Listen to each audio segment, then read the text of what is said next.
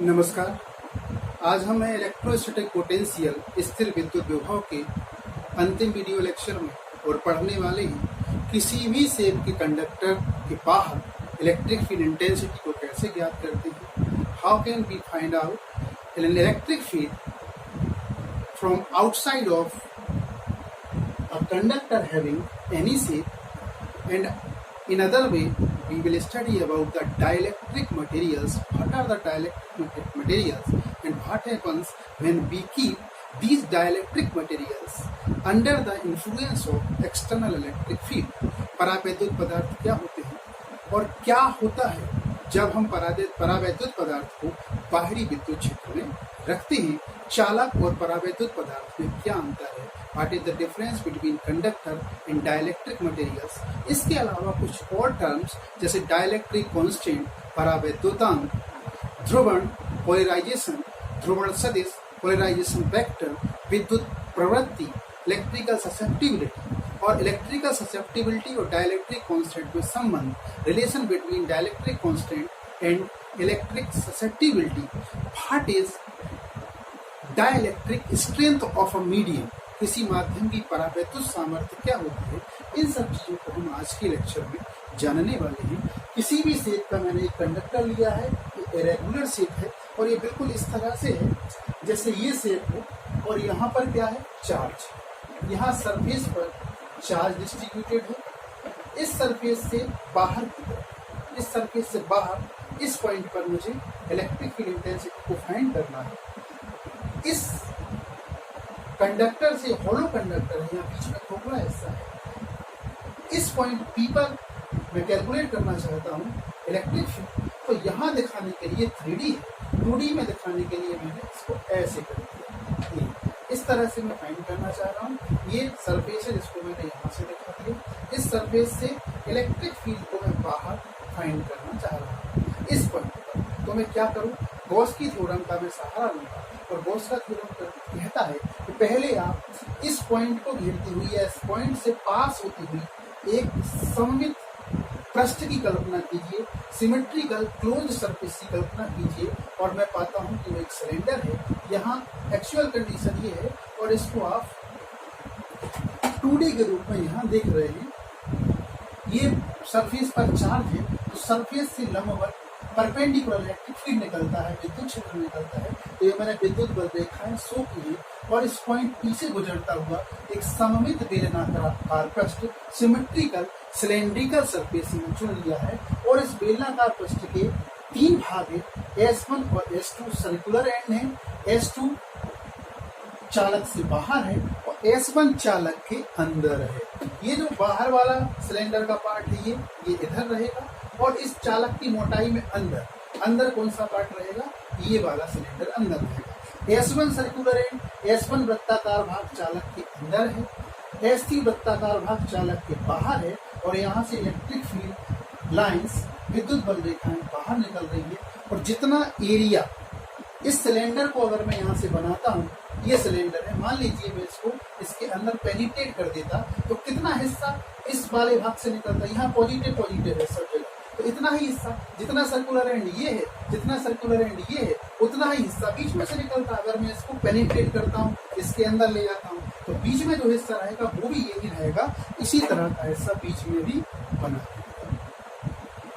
अगर मुझे निकालना है गॉस की थ्योरम से, गॉस के प्रमेय से इस पी पॉइंट पर इलेक्ट्रिक फील्ड, तो फिर क्या करना चाहिए मुझे, जो उसके एप्लीकेशंस में 5 पॉइंट है वहां चलूंगा। मैंने गॉसियन पृष्ठ को सिलेक्ट कर लिया, फिर मैं फ्लक्स निकालूंगा दोनों तरह से, बाय डेफिनेशन परिभाषा से फ्लक्स निकालूंगा और जो गॉस की थ्योरम कहती है उसके हिसाब से फ्लक्स निकालूंगा और दोनों फ्लक्स को इक्वेट कर दूंगा, इलेक्ट्रिक फील्ड निकल के आएगा।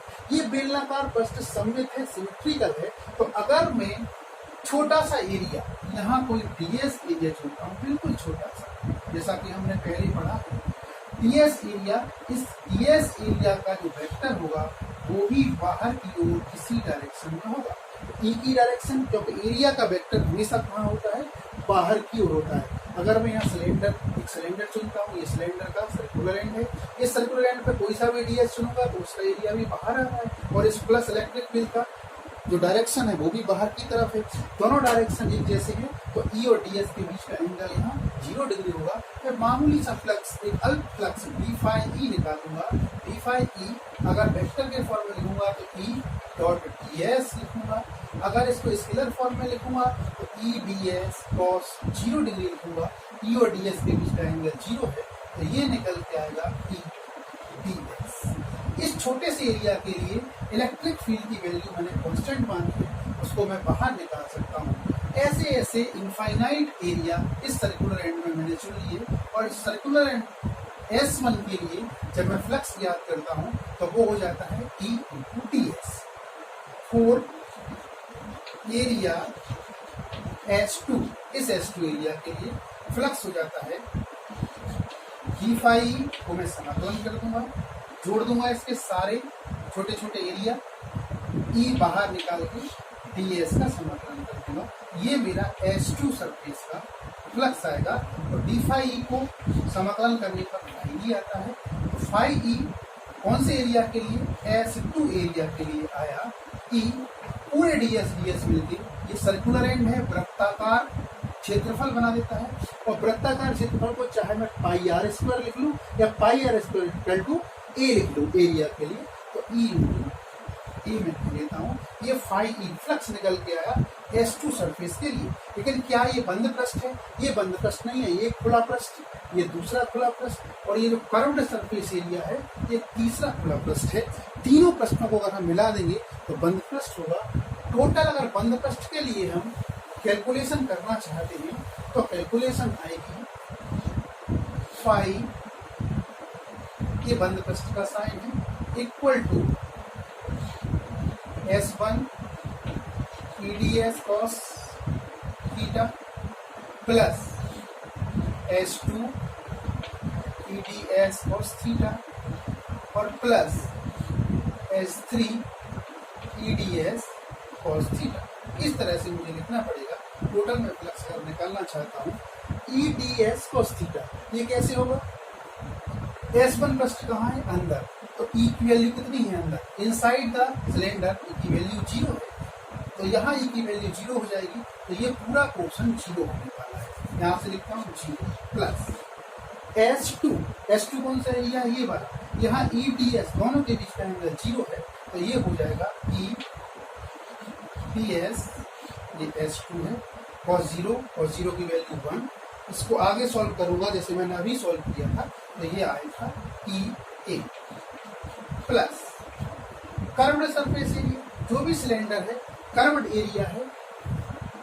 इलेक्ट्रिक फील्ड की डायरेक्शन यहाँ तो यहाँ होगी, अंदर इलेक्ट्रिक फील्ड है नहीं, बेलन के अंदर इलेक्ट्रिक फील्ड है नहीं, यहाँ से डायरेक्शन लगाता तो बाहर की तरफ होगी। इस एरिया पर जो उठा हुआ एरिया है इस तरह से इलेक्ट्रिक फील्ड ऐसे आ रहा, इस कर्व्ड सरफेस एरिया का जो एरिया वेक्टर है वो इसके परपेंडिकुलर बनेगा। यहाँ से कहीं भी परपेंडिकुलर बना लीजिए आप वेक्टर, इस E की डायरेक्शन से वो 90 डिग्री पर होगा, और EDS के बीच का एंगल अगर 90 डिग्री है तो cos 90 की वैल्यू 0 होती है। तो S3 के लिए भी जो एरिया है, S3 के लिए भी जो फ्लक्स है वो 0 होगा।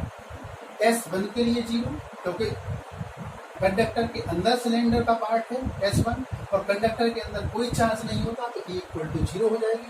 EA S2 पृष्ठ के लिए है, अलग से भी मैंने निकाल के दिखा दिया था, और कर्व्ड सरफेस के लिए E और DS के बीच का एंगल 90 डिग्री हो जाएगा। तो यहाँ S3 के लिए भी फ्लक्स की वैल्यू 0 है, तो टोटल जो पूरी बंद आकृति के लिए इलेक्ट्रिक फ्लक्स आएगा वो आएगा EA। केवल S2 के कारण ये फ्लक्स होगा। तो हमने phi E equal to EA calculate कर लिया और इसको एक तरफ रख दिया। Phi E equal to EA, equation number 1।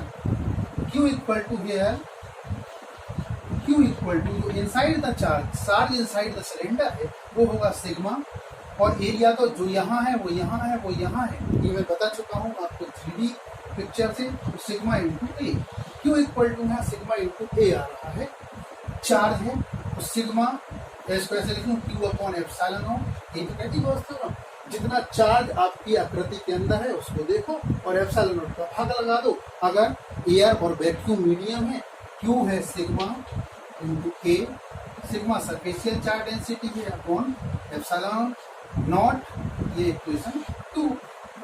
इन दोनों इक्वेशंस को, इक्वेशन 1 और 2 को इक्वेट कर दो, बराबर कर दो। Equating equation 1 and 2, left hand side equal to left hand side, तो right hand side equal to right hand side. चूंकि हमें ई की वैल्यू चाहिए, इसको हम लेफ्ट हैंड पर लिख लेते हैं, E A equal to sigma A upon epsilon naught, ऐसे ये कैंसिल हो जाएगा, तो ई इक्वल टू आएगा सिग्मा अपॉन एप्सिलॉन, और इसकी जो डायरेक्शन होगी perpendicular to the plane of S2 surface, S2 surface के परपेंडिकुलर नीचे की ओर। अगर इसी सिलेंडर को मैं ऐसे चुन लेता, यहाँ ऐसे, आधा सिलेंडर अंदर आधा सिलेंडर बाहर, तो यहाँ देखेंगे इलेक्ट्रिक फील्ड की डायरेक्शन साइड ये होगी, ऊपर की ओर होगी, अपर डायरेक्शन में होगी। इसकी डायरेक्शन नीचे की तरफ भी हो सकती है, ऊपर की तरफ भी हो सकती है। 3D पिक्चराइजेशन में आऊंगा तो ये आपकी तरफ ऐसी भी हो सकती है। अगर हमने बेलन को बाहर निकाला इस तरफ, तो यहाँ होगी। अगर हमने बेलन को बाहर उस तरफ निकाला तो फिर अंदर रखा, उस तरफ बेलन होगा बोर्ड के पीछे, तो डायरेक्शन फिर परपेंडिकुलर इनसाइड द प्लेन भी होगी। प्लेन के लंबवत अंदर की ओर भी हो सकती है और प्लेन के लंबवत बाहर की ओर भी हो सकती है। तो इसको हम एन वेक्टर से यहाँ डिनोट कर देते हैं। ये वेक्टर बाहर की ओर और अंदर की ओर, नीचे की ओर, ऊपर की ओर, कहीं भी दो विपरीत डायरेक्शन हो सकता है। तो हमारे पास किसी भी आकृति के चालक के लिए ये इलेक्ट्रिक फील्ड की वैल्यू आ गई, E equal to sigma upon epsilon not, और एन वेक्टर ये यूनिट वेक्टर है तो डायरेक्शन को शो कर सकता है। ये आपको ध्यान रखना है। अब हम चलते हैं कंडक्टर की तरफ, चालक की तरफ। और चालक में हमने ये देखा कि किसी भी कंडक्टर में पॉजिटिव इलेक्ट्रॉन इस तरह की स्ट्रक्चर होती है। धनाभिषिक्त परमाणु होता है और इससे इलेक्ट्रॉन बाहर निकल चुका होता है, उसको हम बोलते हैं फ्री इलेक्ट्रॉन। ये फ्री इलेक्ट्रॉन इस तरह से होते हैं, और जहां भी फ्री इलेक्ट्रॉन होते हैं, जैसे ही आप इलेक्ट्रिक फील्ड को अप्लाई करोगे, ये इलेक्ट्रॉन जो फ्री है वो इस इलेक्ट्रिक फील्ड के अकॉर्डिंग मूव करने लगते हैं, उस विद्युत क्षेत्र के अकॉर्डिंग चलने लगते हैं। जैसे मान लीजिए आपने यहाँ पॉजिटिव लगा दी प्लेट और यहाँ माइनस इलेक्ट्रिक फील्ड लगा दिया, तो सारे इलेक्ट्रॉन फ्री इलेक्ट्रॉन्स होंगे वो इस डायरेक्शन में मूव करने लगेंगे। तो ये कंडक्टर है। इलेक्ट्रॉन जैसे ही एक निश्चित डायरेक्शन में मूव करते हैं तो किसी निश्चित दिशा में चलने लगते हैं। ये चालन का व्यवहार है, कंडक्शन बिहेवियर है। ये कंडक्टर की प्रॉपर्टी है। अगर ऐसा नहीं है, यहाँ देखें पॉजिटिव एक ही एटम है, सोडियम होगा तो Na प्लस और उसका इलेक्ट्रॉन इधर, तो पॉजिटिव का सेंटर अलग है, इलेक्ट्रॉन का सेंटर अलग है। धन और ऋण दोनों चार्जेस के सेंटर अलग अलग है। अब मैं एटम की बात करता हूँ। एटम में क्या होता है, किसी भी एटम में ये इलेक्ट्रॉन चक्कर लगा रहे होते हैं चारों तरफ, और अंदर न्यूक्लियस के प्रोटॉन या पॉजिटिव चार्ज होता है, तो पॉजिटिव चार्ज का सेंटर भी यही है। इलेक्ट्रॉन जिस सर्कुलर पाथ पर चक्कर लगा रहे हैं उसका सेंटर भी यही है। इस सेंटर को मैं ऐसे बना देता हूँ, ये पॉजिटिव, और ये डाइलेक्ट्रिक वाले पोर्शन में हम लोग पढ़ भी चुके हैं, ये सेंटर नेगेटिव का है और यही सेंटर पॉजिटिव का है। दोनों को एक साथ दिखाने के लिए इस तरह का साइन में यूज करता हूँ। जहाँ पॉजिटिव और नेगेटिव सेंटर कोइंसाइड होते हैं, धनावेश और ऋणावेश से केंद्र एक दूसरे पर रखे होते हैं, संपाती होते हैं, उनको हम बोलते हैं नॉन पोलर, अध्रुवीय या उदासीन। इनके पास पोल नहीं है। प्लस और माइनस जब अलग अलग हो जाएंगे तो दो पोल बन जाएंगे, एक पॉजिटिव पोल और एक नेगेटिव पोल, लेकिन दोनों के सेंटर एक ही जगह है, तो इसके पास पोल नहीं है, ध्रुव नहीं है, इसके लिए इसको बोलेंगे नॉन पोलर या अध्रुवीय। इस तरह के एटम को अगर हमने बाहरी इलेक्ट्रिक फील्ड में रख दिया, ये पॉजिटिव ये माइनस, आउटर इलेक्ट्रिक फील्ड में रख दिया, तो पॉजिटिव और पॉजिटिव में रिपल्सन होगा, और ये जो नेगेटिव चार्ज का सेंटर है वो किसकी तरफ खींचेगा, प्लस की तरफ खींचेगा। तो वाकई ये कैसे हो जाएगा, इस इलेक्ट्रिक फील्ड के इन्फ्लुएंस में ये इस तरह से हो जाएगा, माइनस सेंटर इधर हो जाएगा और पॉजिटिव सेंटर इधर हो जाएगा। माइनस सेंटर को हम डॉट से बना रहे हैं तो ऐसे बना रहे हैं, ये माइनस सेंटर है और ये पॉजिटिव चार्ज का सेंटर है। ये दोनों अलग अलग हो गए, लेकिन क्या चालक जैसी कंडीशन यहाँ आ गई। चालक की कंडीशन में क्या होती है, जैसे ये वाला हमारा एटम है सोडियम, तो ये पॉजिटिव हो जाएगा और इलेक्ट्रॉन बाहर निकलेगा। इस तरह से चालन की कंडीशन होती है। ये सोडियम का एटम है, सोडियम के एटम में +11 है और एक इलेक्ट्रॉन बाहरी कक्षा का इधर घूम रहा है। ये इलेक्ट्रॉन इसके आकर्षण से, इसके अट्रैक्शन से फ्री हो गया। जब तक ये इलेक्ट्रॉन इस न्यूक्लियस के चारों ओर चक्कर लगा रहा होता है तब तक वो वैलेंसी का काम करता है, संयोजकता का काम करता है, और इस इलेक्ट्रॉन को हम बोलेंगे संयोजी इलेक्ट्रॉन, वैलेंस इलेक्ट्रॉन्स, क्योंकि ये इसके अट्रैक्शन से बंधा हुआ है। अगर ये इसके अट्रैक्शन से बाहर चला जाता है तब ये इलेक्ट्रॉन फ्री कहलाता है।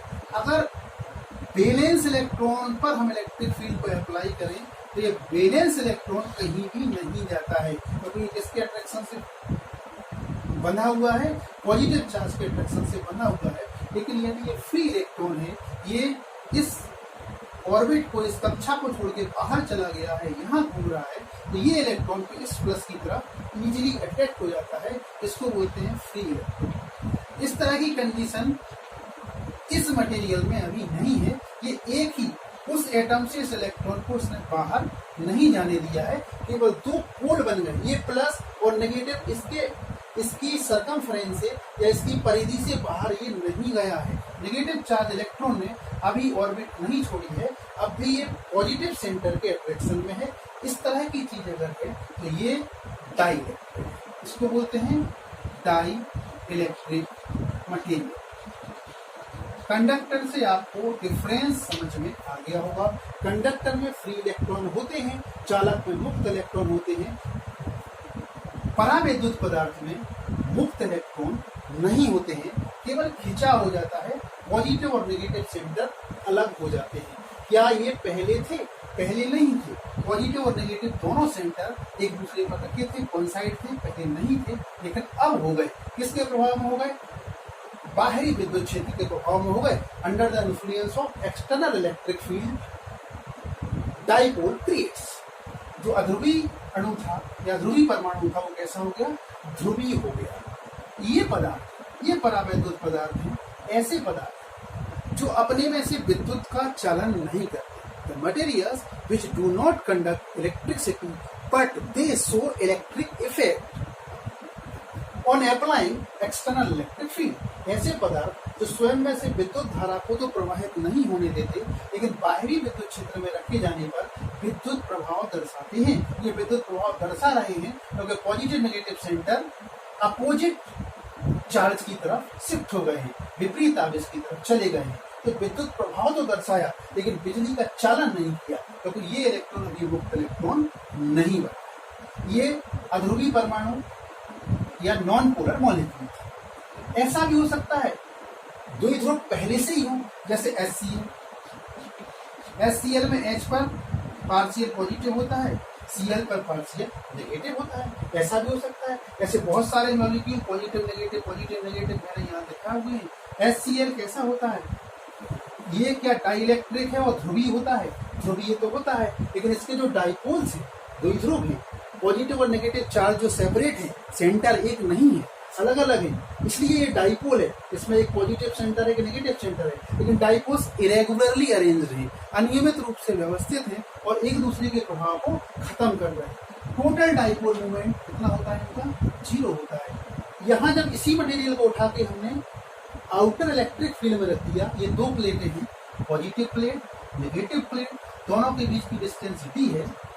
एक प्लेट का जो एरिया है वो है A। ये एरिया की प्लेट है, ये भी एरिया की प्लेट है। इस पर अगर चार्ज डेंसिटी लगाओ तो ये पॉजिटिव चार्ज है सिग्मा, और इस पर माइनस सिग्मा, ये चार्ज डेंसिटी है। चार्ज डेंसिटी का मतलब चार्ज पर यूनिट एरिया, प्रति एकांक क्षेत्रफल पर कितना चार्ज है। ये पॉजिटिव प्लेट है, ये डाइपोल के नेगेटिव चार्ज को अपनी ओर अट्रैक्ट करेगी। ये डाइपोल कैसे रीअरेंज हो जाएंगे, कैसे व्यवस्थित हो जाएंगे?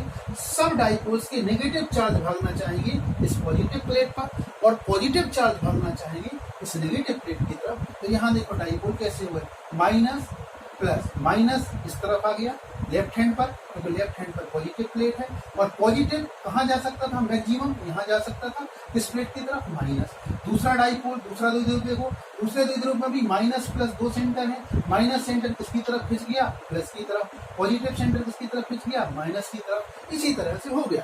अब बीच में देखो पॉजिटिव और नेगेटिव, एक पॉजिटिव नेगेटिव, एक पॉजिटिव नेगेटिव, एक पॉजिटिव नेगेटिव, बीच में जितने भी पॉजिटिव हैं और नेगेटिव हैं वो एक दूसरे को कैंसिल कर देंगे। तो कहाँ बचा? डाई इलेक्ट्रिक जो पदार्थ है, परावैद्युत जो पदार्थ है, हमने दोनों प्लेटों के बीच पूरे वॉल्यूम में भरा था, पूरे आयतन में भरा था, अंदर भी बाहर भी। लेकिन अंदर के डाइपोल मोमेंट का क्या हुआ? अंदर के द्विध्रुव जो संरेखित हुए, एलाइन हुए क्षेत्र के अनुसार अकॉर्डिंग टू इलेक्ट्रिक फील्ड, अंदर पॉजिटिव नेगेटिव ने एक दूसरे को कैंसिल कर दिया। तो केवल पॉजिटिव नेगेटिव बचे। तो कहाँ बचे? पॉजिटिव नेगेटिव देखो, एक तो इस सरफेस पर बचे हैं, यहाँ ये देखो minus minus minus minus minus, इनको मैं मिटा ही देता हूँ। जिन्होंने कैंसिल कर दिया उनको मैं यहाँ से गायब कर रहा हूँ। ये प्लस माइनस कैंसिल, ये प्लस माइनस कैंसिल, पहले ये थे, अब एक दूसरे को इन्होंने कैंसिल कर दिया। इस पृष्ठ को मैं बोल रहा हूँ PQ, इस पृष्ठ को मैं बोले दे रहा हूँ RS। PQ पृष्ठ पर आप देखेंगे नेगेटिव चार्ज आ गया, PQ फलक पर, PQ फेस पर। ऐसे ही RS फेस पर ये पॉजिटिव चार्ज आ गया। पूरे वॉल्यूम नहीं हुआ, केवल सरफेस पर नेगेटिव चार्ज और पॉजिटिव चार्ज बचे।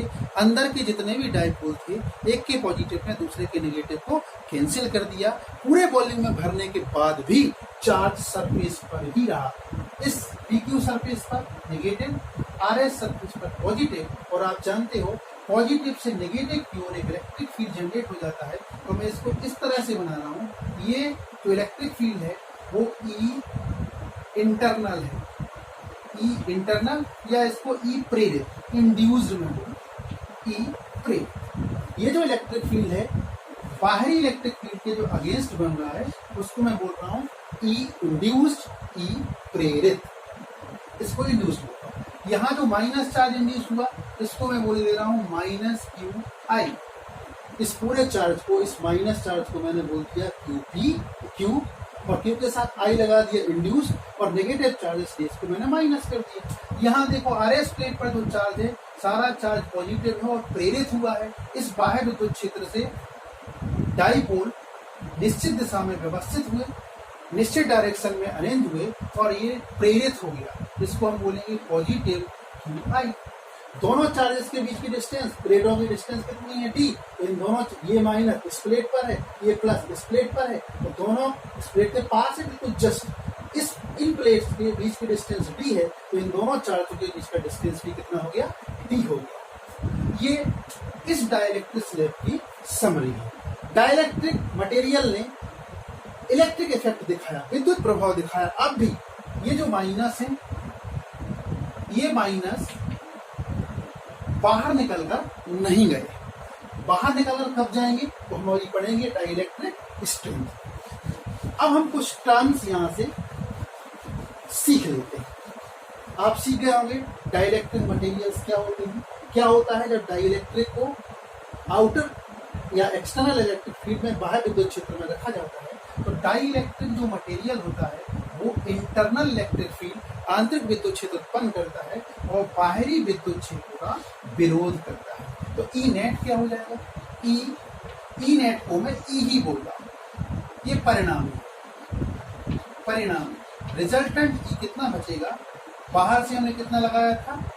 ई आउटसाइडर, इसको ओ बोलते हैं, माइनस ई इंटरनल को मैं प्रेरित भी बोल सकता हूं, ई ओ माइनस ई पी। ये हमारा परिणामी विद्युत क्षेत्र, रिजल्टेंट इलेक्ट्रिक फील्ड था। चालक में एक चीज याद करो, वहां भी क्या हो रहा था? अपोजिट इलेक्ट्रिक फील्ड लग रहा था कंडक्टर में, जब हमने कंडक्टर की प्रॉपर्टी पढ़ी थी। और वहां इंटरनल वाला मतलब ईपी और एक्सटर्नल वाला दोनों बराबर हो गए थे। दोनों बराबर हो गए थे तो ये इक्वल टू 0 हो जाएगा। इसलिए चालक के अंदर, ये डाइलेक्ट्रिक है, चालक नहीं है, कंडक्टर के अंदर EO इक्वल टू EP हो जाता है और total electric field, net electric field, परिणामी विद्युत क्षेत्र 0 हो जाता है। डाई इलेक्ट्रिक में ऐसा कभी नहीं होता। EO हमेशा बड़ा रहता है, किससे? EP। प्रेरित या इंटरनल जो विरोध करता है अंदर वाले विद्युत क्षेत्र से, बाहर वाला विद्युत क्षेत्र हमेशा बड़ा होता है। तो यहाँ इलेक्ट्रिक फील्ड की वैल्यू कुछ ना कुछ होती है। अंदर ये 0 कभी नहीं होती, क्योंकि E0 हमेशा EP से बड़ा रहता है। E0 और EP एक से कभी नहीं होते हैं। ये कंडक्टर से यहाँ अंतर, चालक की तुलना में परावैद्युत पदार्थ का अंतर।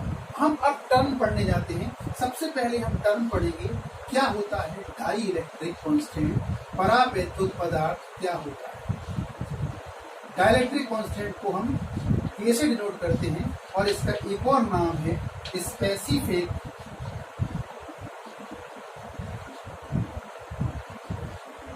इंड्यूसिव कैपेसिटी, विशिष्ट प्रेरकीय धारिता, विशिष्ट प्रेरकीय धारिता इसका एक और नाम है। और इसको कैसे डिनोट करते हैं, होता क्या है, ये एक रेशो होता है आउटसाइड का इलेक्ट्रिक फील्ड E0,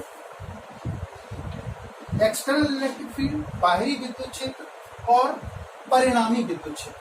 जब किसी परावैद्युत पदार्थ को बाह्य विद्युत क्षेत्र में रखा जाता है, बाह्य विद्युत क्षेत्र किसने बनाया, पॉजिटिव और नेगेटिव प्लेट में, तो पॉजिटिव से इलेक्ट्रिक लाइंस ऑफ फोर्स निकल के माइनस प्लेट की तरफ जाएंगी, ये इलेक्ट्रिक फील्ड है। जब कोई परावैद्युत पदार्थ बाह्य विद्युत क्षेत्र में रखा जाता है, तब बाह्य विद्युत क्षेत्र एवं परिणामी नेट इलेक्ट्रिक फील्ड, परिणामी विद्युत क्षेत्र के अनुपात को ही हम क्या कहते हैं, डाइलेक्ट्रिक कांस्टेंट कहते हैं। डेफिनेशन अंग्रेजी में, dielectric constant is the ratio of external electric field to that of net electric field when an dielectric slab has kept under the influence of external electric field. हमने ये बताया कि EO हमेशा किससे बड़ा होता है, ई से बड़ा होता है। अगर ईओ हमेशा ई से बड़ा होता है तो के is always greater than 1, easily आप उसको समझ सकते हो। पहले जो आपने पढ़ा था वो यहाँ प्रूव हो गया। ये डाइलेक्ट्रिक कांस्टेंट के संबंध में हमें पढ़ना है। सेकेंड पॉइंट अब हम पढ़ेंगे, इसका आप स्क्रीनशॉट ले लें या इसको उतार लें, आपके नोट्स में भी होगा ही। सेकेंड पॉइंट जो हम पढ़ेंगे, सेकेंड पॉइंट पढ़ने वाले हैं हम पोलराइजेशन वेक्टर, पोलराइजेशन वेक्टर या ध्रुवण सदिश, पोलराइजेशन वेक्टर, ध्रुवण सदिश। इसको हम पीछे डिनोट करेंगे, ये डाइपोल मूवमेंट ही है, लेकिन डाइपोल मूवमेंट कैसा है, ये है डाइपोल मूवमेंट द्विध्रुव आघूर्ण per unit volume, per unit volume of dielectric material. ये परावैद्युत पदार्थ भरा हुआ है इन दोनों प्लेटों के बीच में। इस परावैद्युत पदार्थ के प्रति इकाई आयतन, आयतन बहुत सारा है, लेकिन हमें पर यूनिट वॉल्यूम में क्या चाहिए, डाइपोल मूवमेंट। प्रति एकांक आयतन द्विध्रुव आघूर्ण जो इस परावैद्युत पदार्थ में होगा उसी को हम क्या बोलेंगे, पोलराइजेशन वेक्टर, ध्रुवण सदिश। ध्रुवण सदिश को हम कैसे याद करें, तो P इक्वल टू क्या होना चाहिए, P इक्वल टू होगा, द्विध्रुव आघूर्ण को हम जानते हैं, हमने पढ़ा है, देखो mu equal to E into T, शायद आपको समझ में आ रहा होगा, याद आ रहा होगा एलिमेंट से, म्यू बराबर ई इंटू टी। अगर दो चार्ज एक दूसरे से डी डिस्टेंस पर, ये देखिए QI चार्ज है, ये QP चार्ज है, इनको यही प्लेटों पे आप मानेंगे, लगभग यही स्थित होते हैं। QI और QP के बीच का डिस्टेंस कितना है, उतना ही है, इतना बाहरी प्लस और नेगेटिव का है। डी डिस्टेंस पर जब दो चार्ज होते हैं तो एक चार्ज का परिमाण, चाहे हम ये ले लें चाहे ये ले लें, परिमाण QI ही है, इंड्यूस्ड चार्ज ही है। एक चार्ज का परिमाण और दोनों चार्जों के बीच की डिस्टेंस का जो मल्टीप्लीकेशन होता है, प्रोडक्ट होता है, गुणनफल होता है, वही द्विध्रुव आघूर्ण कहलाता है। तो P इक्वल टू हम ले लेंगे इनमें से किसी भी एक चार्ज का, प्रेरित तो यही है ना, प्रेरित ये है, तो एक चार्ज Q1 इंटू दोनों के बीच का डिस्टेंस D अपॉन, ये डाइपोल मूवमेंट हो जाता, द्विध्रुव आघूर्ण हो जाता, लेकिन पर यूनिट वॉल्यूम के लिए हम क्या करें, इस जो एरिया है, इसका जो ये दोनों प्लेटों के बीच घिरा हुआ आयतन है, इसकी कैलकुलेशन कैसे करें, एरिया इंटू डिस्टेंस, ये वॉल्यूम का सीधा सीधा कैलकुलेशन है। एक प्लेट का एरिया है A, डिस्टेंस है D, तो वॉल्यूम हो जाएगा A into D, area into distance, D से D क्रॉस हो गया और ये आया QI अपॉन T। इसको गौर करेंगे तो पता चलेगा ये तो है चार्ज, इंड्यूस्ड चार्ज बोलेंगे, बल्कि इसको इंड्यूस्ड चार्ज, और एरिया का हमने भाग दिया, जिसका हम भाग लेते हैं उसको बोलते हैं पर यूनिट एरिया। ये तो सरफेस चार्ज डेंसिटी है, इंड्यूस्ड सरफेस चार्ज डेंसिटी, प्रेरित आवेश घनत्व है, और इस प्रेरित आवेश घनत्व को हम सिग्मा से बोलते हैं। जब इंड्यूस्ड है, प्रेरित है, तो इसके नीचे लगा देंगे सिग्मा पी। तो यहाँ हमारा रिजल्ट निकल के आता है P equal to sigma P. तो ध्रुवण सदिश जो पोलराइजेशन वेक्टर है वो किसके इक्वल होता है? Induced charge per unit area, प्रति इकाई क्षेत्रफल प्रेरित आवेश के बराबर होता है। तो P equal to sigma P. इस रिजल्ट को आप याद रखेंगे। इस रिजल्ट को जब हम इसमें फिट करते हैं तो हम और आगे इसका एक्सप्रेशन निकाल सकते हैं। तो पोलराइजेशन वेक्टर आपको समझ में आ गया होगा। आगे हम इसकी डेरिवेशन को निकालने वाले हैं। E equal to E0 minus EP है, जो नेट इलेक्ट्रिक फील्ड है E इक्वल टू E0 को हम अभी पढ़ चुके हैं, क्योंकि हमारा E जैसे यहाँ mu equal to E to T था, हम अभी पहले निकाल चुके हैं। कंडक्टर की सरफेस से दूर इलेक्ट्रिक फील्ड इंटेंसिटी के लिए हमने सूत्र लिखा था E equal to sigma upon epsilon. इस EO को हम जो कहते हैं रखते हैं माइनस EP को केवल तोड़ते हैं। EP में सिग्मा क्या है? सिग्मा P है। प्रेरित विद्युत क्षेत्र में ये सिग्मा P हो जाएगा। EP ये सिग्मा P, तो केवल हमने EP की वैल्यू रख दी sigma P upon epsilon naught. ये रिलेशन भी आपको याद रखना चाहिए। ये नेट इलेक्ट्रिक फील्ड, परिणामी विद्युत क्षेत्र, एक्सटर्नल इलेक्ट्रिक फील्ड E0 और इंड्यूस्ड चार्ज डेंसिटी, प्रेरित आवेश घनत्व या ध्रुवण सदिश sigma P equal to P भी होता है। अभी हमने पढ़ा ये P equal to sigma P। इसको हम आगे बढ़ा के ये भी लिख सकते हैं E बराबर EO या E outside minus P upon epsilon not. इस रिलेशन को याद रख लीजिए। E equal to E0 minus P upon epsilon not. इसको मैं यहाँ कहीं लिख के रखता हूँ। E equal to EO minus P upon epsilon not. इस एक्सप्रेशन से आगे हमें कैलकुलेशन में मदद मिलेगी। थर्ड पॉइंट जो हमें सीखना है वो है डाई इलेक्ट्रिक स्ट्रेंथ, परावैद्युत सामर्थ्य। ये क्या होती है और कहाँ होती है? नाम से पता चल रहा है ये परावैद्युत की शक्ति होती है, परावैद्युत की विद्युत क्षेत्र को सहन करने की शक्ति। It is the power to avoid electric field of a dielectric material. ये बीच में भरे हुए हैं, लेकिन अभी यहाँ इलेक्ट्रॉन फ्री नहीं हुए। इलेक्ट्रॉन अब भी इससे बना हुआ है न्यूक्लियस से, चालक में फ्री हो जाता है, आप ऑर्बिट छोड़ देता है। डाई इलेक्ट्रिक पदार्थ में विद्युत प्रभाव तो दिखाता है, लेकिन इलेक्ट्रॉन ऑर्बिट नहीं छोड़ता है। इस तरह से नेगेटिव चार्ज यहाँ फ्री नहीं है, यहाँ इलेक्ट्रॉन फ्री नहीं है। तो क्या तरीका है फ्री करने का? ये माइनस प्लस को छोड़ ही नहीं रहा है, इलेक्ट्रॉन बाहर नहीं निकल रहा है। हम क्या करें? इस पॉजिटिव चार्ज को बढ़ा दो। आउटर एक्सटर्नल इलेक्ट्रिक फील्ड है, इसको बढ़ाते जाओ। अगर एक्सटर्नल इलेक्ट्रिक फील्ड को आप बढ़ाते जाओगे तो कभी ना कभी तो ऐसा होगा कि नाभिक का जो प्लस होगा उससे इस प्लस की ताकत ज्यादा होगी। जब इस प्लस की ताकत ज्यादा हो जाएगी तो इलेक्ट्रॉन को बाहर निकाल देगा। इलेक्ट्रॉन को बाहर निकाल देगा तो फ्री इलेक्ट्रॉन प्रोड्यूस हो जाएगा। मुक्त इलेक्ट्रॉन जैसे ही आएगा, ये पदार्थ इलेक्ट्रिसिटी को अपने में से कंडक्ट हो जाने देंगे, तो इलेक्ट्रॉन फिर फ्लो कर जाएंगे, फ्री इलेक्ट्रॉन। इनका कुचालकत्व तो खत्म हो जाएगा। ये ऐसे पदार्थ होते हैं जो इलेक्ट्रिसिटी को कंडक्ट नहीं करते, अपने में से विद्युत धारा को गुजरने नहीं देते हैं। लेकिन यदि हमने इसके इलेक्ट्रॉन को फ्री बना दिया यहाँ इलेक्ट्रिक फील्ड बढ़ा के, तो ऐसा हो भी सकता है कि इनका इंसुलेशन डिस्ट्रॉय हो जाए, इनका कुचालकत्व तो खत्म हो जाए, तो परावैद्युत पदार्थ बिजली का चलन करने लगे। डाइलेक्ट्रिक मटेरियल्स में पास इलेक्ट्रिसिटी थ्रू इट, ऐसा हो सकता है। बाहरी विद्युत क्षेत्र की वह वैल्यू, वह मान जो परावैद्युत पदार्थ के कुचालकत्व को नष्ट कर दे, समाप्त कर दे, उसी को हम बोलते हैं परावैद्युत पदार्थ की सामर्थ्य, डाइलेक्ट्रिक कांस्टेंट। या दूसरे शब्दों में सामर्थ्य से जो प्रकट होता है मीनिंग वो ये है, कितना बाहरी इलेक्ट्रिक फील्ड ये सहन कर सकता है कि इसका इलेक्ट्रॉन ऑर्बिट छोड़कर ना जाए, कितनी सीमा तक ये इलेक्ट्रिक फील्ड को सहन कर सकता है और अपना कुचालकत्व बनाए रख सकता है। The maximum electric field, the maximum external electric field which can be avoided by dielectric material is called as dielectric strength. कितना बाहरी विद्युत क्षेत्र परावैद्युत पदार्थ सहन कर सकता है ताकि उसका कुचालकत्व बना रहे, उसको हम बोलते हैं परावैद्युत सामर्थ्य, डाइलेक्ट्रिक स्ट्रेंथ। जैसे ये स्फीयर है, स्फीयर को हम पॉजिटिव चार्ज देते जा रहे हैं और ये पॉजिटिव चार्ज इस खोखले चालक पर जमता चला जा रहा है। यहाँ एयर है, इस एयर में ये पास नहीं हो पा रहा है, इसलिए इसकी सरफेस पर रिसाइड होता चला जा रहा है, सरफेस पर एकत्रित होता चला जा रहा है।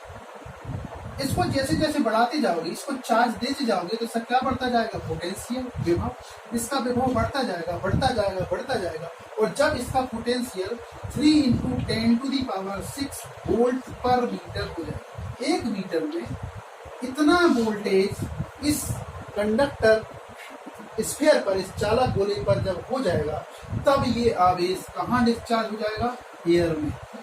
एयर इस चार्ज को पास नहीं होने दे रही थी अपने में से, ये तो भागना चाह रहा है दूर दूर, प्लस प्लस में टेंशन होती है, दूर भागना चाह रहा है, पोटेंशियल बढ़ता जा रहा है, तनाव बढ़ता जा रहा है, लेकिन ये प्लस एयर में भाग नहीं पा रहा है क्योंकि तो एयर इंसुलेटर है, वायु परावैद्युत पदार्थ है, ये अपने में से बिजली को जाने नहीं दे रहा था, इस प्लस चार्ज को पास नहीं होने दे रहा था।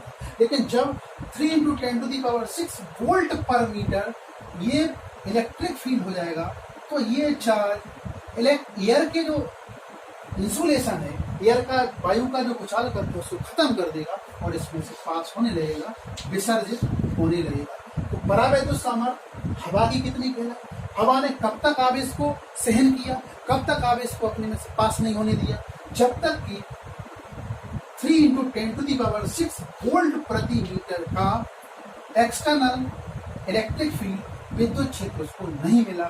ऐसे ही ये विद्युत क्षेत्र जब तक इसके इंसुलेशन को खत्म नहीं कर देता, उस सीमा तक इसको बढ़ाते जाओ, वही सीमा विद्युत क्षेत्र सहन करने की क्षमता इस डाइलेक्ट्रिक मटेरियल की कहलाती है dielectric constant, sorry dielectric strength, dielectric strength या परावैद्युत सामर्थ्य। ये थर्ड पॉइंट है जो हमें यहाँ से पढ़ना है। नेक्स्ट पॉइंट हम पढ़ेंगे, अंतिम point, electrical susceptibility.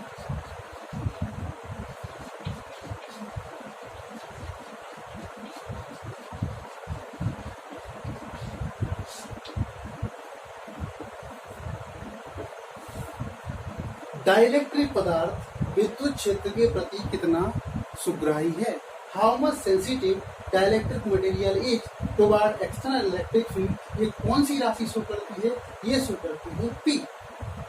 Induced dipole movement, प्रेरित द्विध्रुव आघूर्ण ही इसके ध्रुवित होने की माप है, इसके पोलराइज होने का मेजरमेंट है। तो पी अगर ज्यादा होगा तो एक्साइट। इस मटेरियल की विद्युत प्रवृत्ति, विद्युत क्षेत्र के प्रति सुग्राहिता ज्यादा होगी, इलेक्ट्रिकल ससेप्टिबिलिटी ज्यादा होगी। और पी कैसे ज्यादा होगा, पी तब ज्यादा होगा जब इलेक्ट्रिक फील्ड, जो नेट इलेक्ट्रिक फील्ड है वो ज्यादा होगा, कट पिट के जो इलेक्ट्रिक फील्ड बचेगा वो अगर ज्यादा है तो पी भी ज्यादा होगा। पी ज्यादा होगा तो ध्रुवण क्षमता ज्यादा होगी, पोलराइजेशन पावर ज्यादा होगी, पावर टू बी पोलराइज्ड ज्यादा होगी, ध्रुवित होने की क्षमता ज्यादा होगी। इसका अर्थ है उसकी विद्युत प्रवृत्ति भी ज्यादा होगी। तो पी प्रोपोर्शनल होता है हमेशा नेट इलेक्ट्रिक फील्ड ई के। तो प्रोपोर्शनल का साइन जब हम उठाते हैं तो साई आता है और ई। इसको हम देंगे इक्वेशन 2। अब इन रिलेशन से हम इलेक्ट्रिकल ससेप्टिबिलिटी साई और के, इन दोनों में डाइलेक्ट्रिक कांस्टेंट रिलेशन से पढ़ेंगे। समीकरण 1 से हम जानते हैं कि E = E0 - P/ε0। P की वैल्यू समीकरण 2 से रखेंगे ऑन पुटिंग